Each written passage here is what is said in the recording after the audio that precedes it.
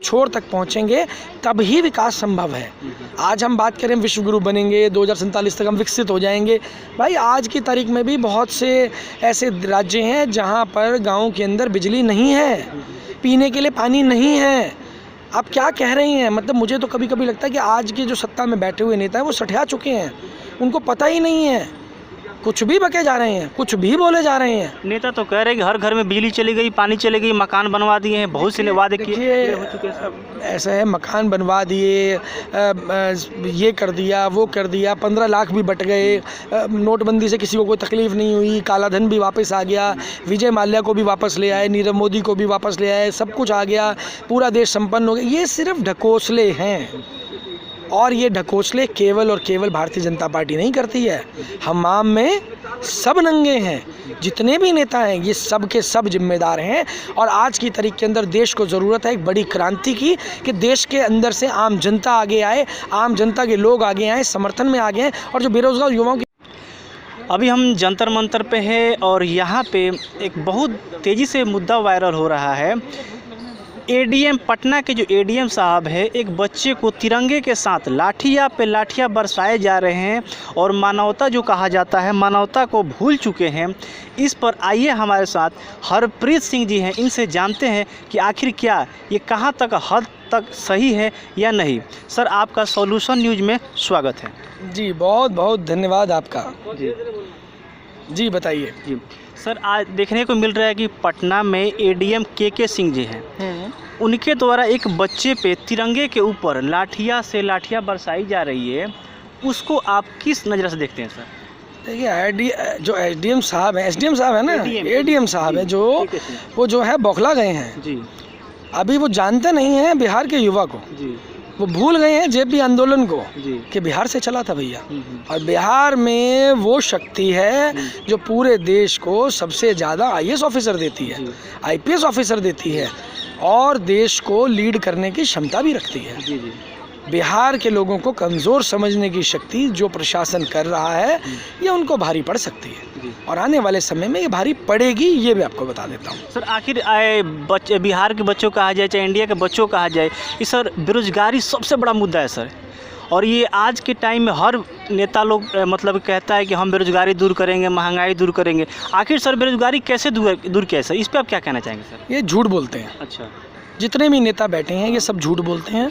बेरोजगारी दूर करने के लिए ये नेता दूर नहीं कर सकते हैं, ये किसी के हाथ में नहीं है। नरेंद्र मोदी भी चाहें तो जब तक मंशा नहीं होगी, क्योंकि इनकी मंशा नहीं है। झूठ बोलना और करना दोनों में बहुत फ़र्क है, बहुत अंतर है। सही मायने की अगर मैं बात करूं तो रतन टाटा का एक इंटरव्यू था, आप तकरीबन जानते होंगे, टाटा ग्रुप के चेयरमैन हैं, सीएमडी रहे हैं रतन टाटा जी। उन्होंने एक इंटरव्यू दिया था कि जो हमारा एजुकेशन सिस्टम है वो उन लोगों को पैदा नहीं कर रहा है जिन लोगों की उद्योग को आवश्यकता है, जिन लोगों की सर्विस सेक्टर को आवश्यकता है। यानी कि हमारे एजुकेशन सिस्टम के अंदर जो गैप है वो बहुत बड़ा हो चुका है और जब वो इतना बड़ा गैप बढ़ता जा रहा है, उस गैप को जो भी नेता कम करेगा, यानी कि उन लोगों को ट्रेंड करेगा, उन लोगों को समझाएगा, स्टूडेंट्स को उस लेवल के लिए तैयार करेगा, उसके बाद ही संभव है कि रोज़गार उनको मिल पाए। सरकारी नौकरी भारतीय जनता पार्टी बंद कर चुकी है। जो संपत्ति बेची गई है किसकी थी? आज देश की जनता क्यों लड़ रही है? वो इसलिए लड़ रही है क्योंकि वो हमारे पुरखों की कमाई हुई संपत्ति थी। हमारे पुरखों ने टैक्स दिया था, हमारे पुरखों ने पूरी ज़िंदगी मेहनत की थी, दिहाड़ी की थी, नौकरी की थी। जो सामान वो खरीदते थे उससे जो टैक्स आता था सरकार को, उसके साथ ही संपत्तियाँ बनी थी जो नरेंद्र मोदी ने बेच दी। आपके कहने मतलब एजुकेशन सिस्टम सर पूरा खोखला हो चुका है और जो भी एजुकेशन सिस्टम है सर, पुराने टाइम के एजुकेशन सिस्टम में जो आज के समय में जो इंडस्ट्री मांग रही है उस इंडस्ट्री को एजुकेशन सिस्टम नहीं दे पा रहा है सर। तो इसको क्या नेता सर नहीं दूर कर पा रहे, तो क्या आम जनता या फिर जो बच्चे कहा जाए, जो यूथ कहा जाए, क्या वो लोग कहीं और से तैयारी करके क्या इस चीज़ को दूर कर सकते हैं कि नहीं कर सकते? देखिए, जो बच्चे फ़ॉरेन से स्टडी करके आ रहे हैं वो दूर कर पा रहे हैं। यहाँ पर भी जो अच्छे इंस्टीट्यूट्स के अंदर जो लोग कर्जा उठा करके किसी तरीके से अपने बच्चे को अच्छे इंस्टीट्यूट में पढ़ा लेते हैं वो लोग दूर कर पा रहे हैं। लेकिन सवाल यहाँ ख़त्म नहीं होता है। सवाल यहाँ ख़त्म होता है जो महात्मा गांधी ने कहा था, गांधी जी ने कहा था कि अंतिम छोर तक सरकार के प्रयास जब अंतिम छोर तक पहुँचेंगे तब ही विकास संभव है। आज हम बात करें विश्व गुरु बनेंगे, 2047 तक हम विकसित हो जाएंगे। भाई आज की तारीख में भी बहुत से ऐसे राज्य हैं जहाँ पर गाँव के अंदर बिजली नहीं है, पीने के लिए पानी नहीं है, आप क्या कह रही हैं? मतलब मुझे तो कभी कभी लगता है कि आज के जो सत्ता में बैठे हुए नेता हैं वो सठिया चुके हैं, उनको पता ही नहीं है, कुछ भी बके जा रहे हैं, कुछ भी बोले जा रहे हैं। नेता तो कह रहे हैं कि हर घर में बिजली चली गई, पानी चली गई, मकान बनवा दिए हैं, बहुत से वादे किए देखिए, हो चुके हैं सब। ऐसा है, मकान बनवा दिए, ये कर दिया, वो कर दिया, 15 लाख भी बट गए, नोटबंदी से किसी को कोई तकलीफ नहीं हुई, काला धन भी वापस आ गया, विजय माल्या को भी वापस ले आए, नीरव मोदी को भी वापस ले आए, सब कुछ आ गया, पूरा देश संपन्न हो गया। ये सिर्फ ढकोसले हैं, और ये ढकोसले केवल और केवल भारतीय जनता पार्टी नहीं करती है। हम आम में सब नंगे हैं, जितने भी नेता हैं ये सब के सब जिम्मेदार हैं।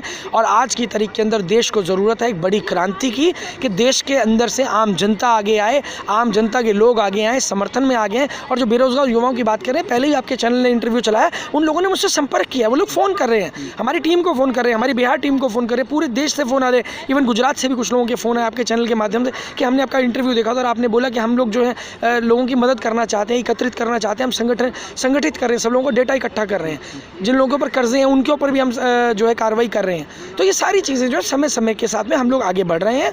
और अभी आने वाले समय के अंदर दांडी मार्च का जो प्लान है हमारा, 7 जनवरी से लेकर 26 जनवरी तक दांडी मार्च का प्रायोजन हम कर रहे हैं गुजरात के अंदर। बिल्कुल सर, सुनने में आ रहा है कि आप पार्टी बना रहे सर, तो सर आप बताइए कि सर उस आपके पार्टी का सर पर्पस क्या रहेगा? आम जनता का पर्पस रहेगा कि जो पार्टियाँ आजकल काम कर रही है उस पर्पस से सर अपना पार्टी बना रहे हैं? देखिए, पार्टियां तो बनती हैं, टूटती हैं, लगभग 3000 से ज़्यादा पार्टियां भारत में हैं। हमारा जो टारगेट है वो पार्टी बनाने का नहीं है, हमारा टारगेट है इस देश की आम जनता को राहत पहुंचाने का, एक अच्छी व्यवस्था को इस्टेब्लिश करने का। वो व्यवस्था कब परिवर्तित हो पाएगी? जब देश में क्रांति आएगी। आज तक श्वेत क्रांति आपने सुना, हरित क्रांति आपने सुना, पहली बार हम जो बिगुल फूंक रहे हैं वो राजनीतिक क्रांति का बिगुल बजने जा रहा है। राजनीतिक क्रांति जिसके अंदर किसी नेता को एंट्री नहीं दी जाएगी, जितना सारा का सारा सिस्टम जो तंत्र है जो केवल नेताओं के लिए काम करता है उसका मुंह मोड़कर जनता की तरफ किया जाएगा। बुलडोजर का मुंह जो जनता की तरफ रहता है उसका मुंह मोड़कर नेताओं की तरफ किया जाएगा, ताकि जनता को राहत पहुंच सके। अभी सुपरटेक की बिल्डिंग गिरने जा रही है नोएडा के अंदर, आपको मालूम होगा। अरे भाई, वो देश की संपत्ति है, हम तो चाहते हैं, हम कोर्ट को संदेश देना चाहते हैं कि उसको सरकारी संपत्ति घोषित कीजिए ना। उस संपत्ति को ख़त्म करके कोई फ़ायदा नहीं है, आप उसे सरकारी संपत्ति घोषित कीजिए, उसे अपने कब्जे में लीजिए, सरकारी तंत्र के प्रयोग में लीजिए। आखिर देश की एसेट है, लेकिन हमें ये सोचना होगा कि इन सब चीज़ों के लिए एक अच्छे विज़न वाली सरकार की आवश्यकता है, जो सही मुद्दे के ऊपर सरकार के साथ आगे चल सके। सर, कहा जाता है कि मीडिया लोकतंत्र का चौथा स्तंभ है सर, और इसी को सर एक जनता को आवाज़ को उठाने का प्रयास कर रहा था NDTV, तो सर उसको भी देखने में आ रहा है कि सर गोदी मीडिया के रूप में कन्वर्ट किया जा रहा है सर, इस पे सर आप क्या कहना चाहेंगे? देखिए, NDTV की बात हो या पीछे बैन हुए 8 यूट्यूब चैनल की बात हो, जो भी आज की मौजूदा सरकार के पक्ष में काम नहीं करेगा, गोदी मीडिया के रूप में काम नहीं करेगा, उसका यही हश्र होगा।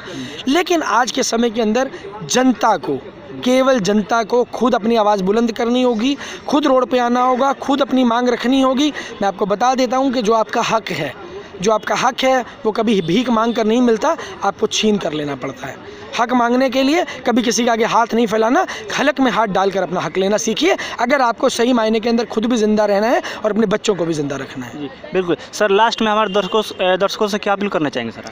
देखिए, मैं यही अपील करना चाहूँगा कि पूरे देश में क्रांति खड़ी हो रही है, आप सब जो है उस क्रांति का हिस्सा बनिए। अगर आपके ऊपर किसी साथी के ऊपर कोई कर्जा है तो हमारी पूरी टीम है कर्जा मुक्ति अभियान चला रही है, ताकि पूरे देश में जो लोग कर्जे के दलदल में धंसते जा रहे हैं उन लोगों को किसी तरीके से हम बाहर निकाल पाएँ। तो वो सब चाहें तो हमसे संपर्क करें, पूरे देश में हम लोग काम कर रहे हैं। तो सर, आपसे संपर्क करने के लिए क्या करना होगा उन लोगों को? संपर्क करने के लिए हमारी पूरी टीम है, आप डिस्क्रिप्शन में मेरा नंबर भी डाल दीजिएगा, वो मेरे से भी संपर्क कर सकते हैं। पूरे देश में हमारी टीम काम कर रही है। केवल गूगल पे लिखेंगे गर्व से कहो हम भारतीय हैं या अखिल भारतीय परिवार पार्टी, केवल 1-2 टर्म से जो आप डालेंगे तो बड़े आराम से आपको जो है वो नंबर मिल जाएगा। चलिए, हम जंतर मंतर से थे और हमारा ये प्रयास कैसा लगा आप सोल्यूशन न्यूज़ से, तब तक के लिए